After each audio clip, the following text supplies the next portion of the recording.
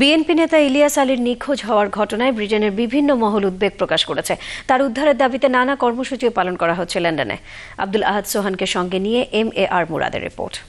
সাবেক এমপি, বিএনপির সাংগঠনিক সম্পাদক ইলিয়াস আলীর নিখোঁজ হয় ব্রিটিশ ফরেন অ্যান্ড কমনওয়েলথ অফিসে যুক্তরাজ্য বিএনপির একটি প্রতিনিধি দল দেখা করে তাদের উৎকণ্ঠার কথা জানালো। ব্রিটিশ পার্লামেন্টে বিএনপি নেতারা সাক্ষাৎ করেন এমপি রিচার্ড ফুলার ও ব্রিটিশ বাংলাদেশ ওল পার্টি পার্লামেন্টারি গ্রুপের চেয়ারম্যান এনম্যান এমপির সাথে। I really hope that the government in Bangladesh is making things happen behind the scenes because I know his family want him safe and well. যুক্তরাজ্য বিএনপির পক্ষ থেকে লন্ডনস্থ Bangladesh high কমিশনের সামনে ইউকে বিএনপি বিক্ষোভ সমাবেশ ও কমিশনের স্মারকলিপি প্রদান করা হয়েছে। শতাধিক বিএনপি নেতাকর্মীরা কর্মসূচিতে অংশ নেয়।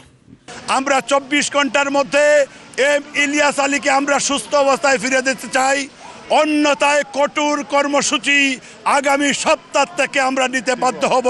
যুক্তরাজ্য বিএনপির আহ্বায়ক কমিটি আয়োজিত এটি ছিল সর্বপ্রথম কোনো গণজমায়েত। আর এই বিশাল গণজমায়েত থেকে বিএনপি নেতারা দাবি করলেন অবিলম্বে সন্ধান দেওয়া হোক তাদের নেতা ইলিয়াস আলীর। লন্ডনের বাংলাদেশ হাই কমিশন থেকে MAR মুরাদ, চ্যানেল I।